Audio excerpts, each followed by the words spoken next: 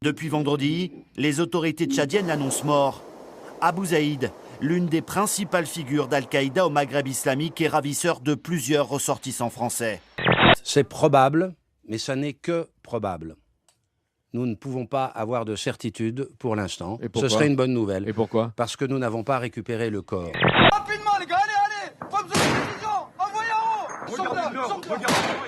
Panthère 4, c'est le nom de l'opération menée dans le nord du Mali.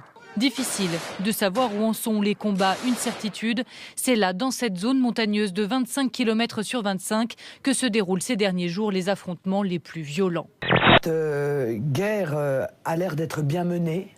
Et je pense que ceci démontre les grandes capacités et la grande qualité de l'armée française qui œuvre, il faut bien le dire, avec des moyens qui restent limités et qui ne sont pas à la hauteur, en revanche, des missions qu'on leur confie. Un bébé guéri du sida, et oui, c'est ce qu'on a appris cette nuit. Un jeune enfant contaminé à la naissance par sa mère séropositive. La petite a reçu des antirétroviraux quasiment dès sa naissance et aujourd'hui, eh bien, son corps contrôle visiblement la maladie sans traitement. Rachida Dati qui a dit ce week-end dans le magazine Challenge que si elle arrêtait la politique, elle pourrait redevenir caissière à Franprix, ça ne la dérangerait pas. Bien sûr. Eh bien, Franprix a envoyé un petit tweet en disant on vous attend avec plaisir. L'espérance de vie de nous se réduit de 6 à 9 mois dans les grandes villes. Voilà, par exemple, au Japon, c'est interdit à Tokyo. Voilà, c'est simple, l'utilisation du diesel. Et là, il y a un vrai problème, y compris, je vais vous dire, un moment de responsabilité pénale. Parce que comme on le sait maintenant scientifiquement, que la Cour des comptes le dit aussi, à un moment, il y aura des procès, des class action même, vous verrez, dans quelques années, en disant les pouvoirs publics le savaient. Moi, je vous dis ce matin, il faut le faire et il faut le faire vite. Nous voulons que chaque entreprise de France, de la plus petite jusqu'à la plus grande, non seulement soit informée, mais utilise cette possibilité.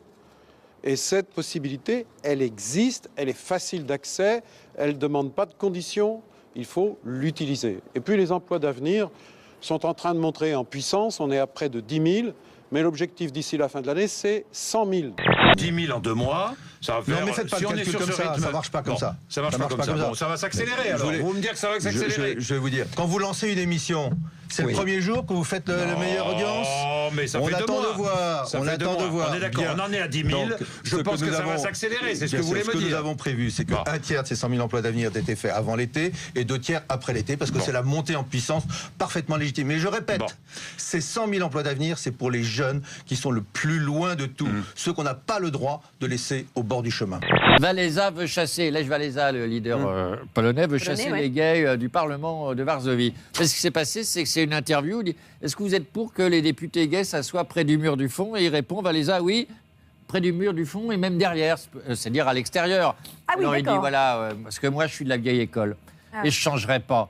Il y a des gens différents, mais il ne faut pas qu'ils changent l'ordre établi depuis des siècles. Je ne veux même pas entendre parler. De quoi? Du mariage gay, bien sûr. Eh bien, vive le progrès. Les cardinaux qui, vous allez le voir, on va peut-être les voir arriver à l'aéroport, se réunissent à partir d'aujourd'hui pour des congrégations. C'est en quelque sorte un pré-conclave, avant le vrai, avant celui qui désignera Benoît XVI. On attend d'un conclave